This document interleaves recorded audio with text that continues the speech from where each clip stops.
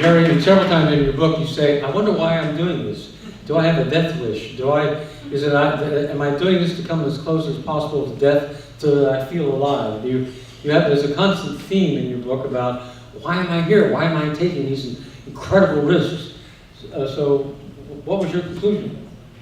I will answer that. I want to say one thing first, that yes, I was kidnapped. The next person after Daniel Pearl and the people who had me said, and there's a small group at CBS and a small group of Afghans and Pakistanis who risked everything to mount a rescue attempt. Without them, I wouldn't be here. And you pay a big price. You can divide a kidnapping into two parts. Everything that happens when you're inside, and everything that happens afterwards. And for Kathy, it's what she was like before, and then when she was wounded so gravely. And one of the most wonderful things, however, of surviving was the friendship I have with David, that we were able to, the two of us, form a bond. We could talk to one another. We couldn't talk to anyone else. And without that, it would have been very difficult to get through a lot of these very dark days since I was taken. And I think to work my way into your question is that I feel a tremendous obligation to those who did not survive. I feel a sense of a need to seeking a redemption, if you will, for all the trouble, and Dave and I have talked about this, we put people through and all that has happened, in a way to try and resolve problems, make it better, so that there is not another Peter Kasich. His father told me just a couple of months ago, Jerry, if this book saves one person's life, it's worth everything in the world. And so there is that reason for why I wrote this book. Another reason, I don't know if Bill is referring to going up into the mountains and living in very recklessly, as my editor at Public Affairs, a wonderful man who did so much for me, said it was because I had a contract and I felt an obligation because I knew people who are our enemies.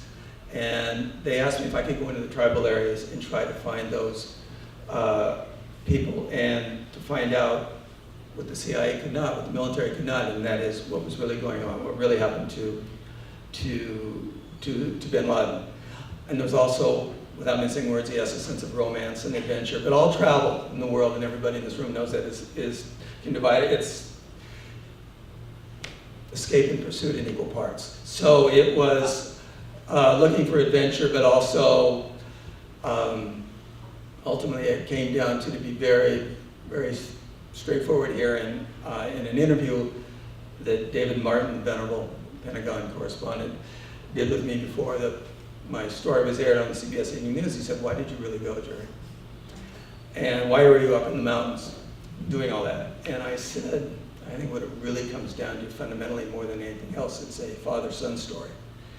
And my father was in the Marine Corps in World War II, and I had not done that. And just before I left to go to cross the border the last time, before I was kidnapped, I sent a note to my sister, and I said, I talked to her father, and he was then 95, and he's struggling with this or that, and she wrote back, she said, well, you know that's why you're there. So, yes, that was one, and then David Martin, without saying, and he's a public person, but he said, yes, because my father was in the CIA, I had that same problem. So that was one reason, but I also felt I had an obligation.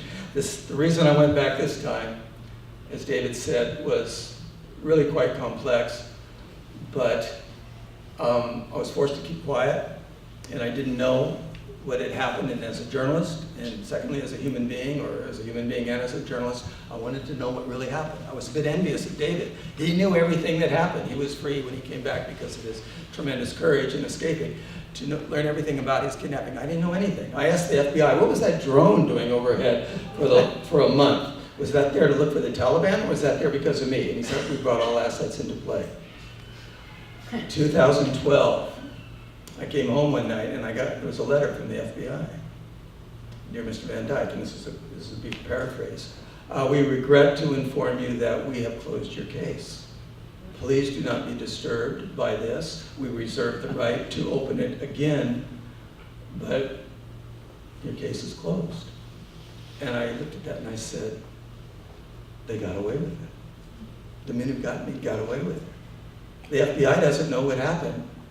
One problem with American policy is that the FBI, like American diplomats, in this case the FBI, as fine as they are as individuals, will only go for 90 days, 90-day rotation. When the British were there before, during the British Raj, they were there for 16 years.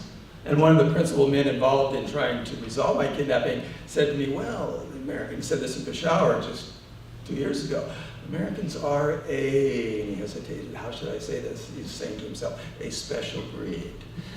Meaning that we did not have an understanding of Afghanistan or Pakistan in his view. It was an MI6 agent, according to the man at CBS who was in charge of my case, who said who got me out. It was he who said that we did everything to prevent a separate Daniel Pearl. Daniel Pearl's father wrote an article in the Wall Street Journal in 2009. He said, I feel my son has died in vain. It took me a long time, but I wrote him a letter and I said, I wrote Mr. and Mrs. Pearl a letter and I said, I'm alive because of your son. Wow. So I went back also to really look deeply into what really happened to Daniel Pearl, what was really behind it. It's another reason why I went.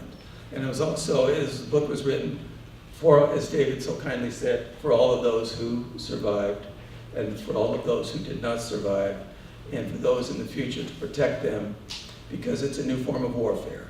It's the second, when Jim Foley was executed, it was the second most watched event and remembered in the United States. The first is since 9/11.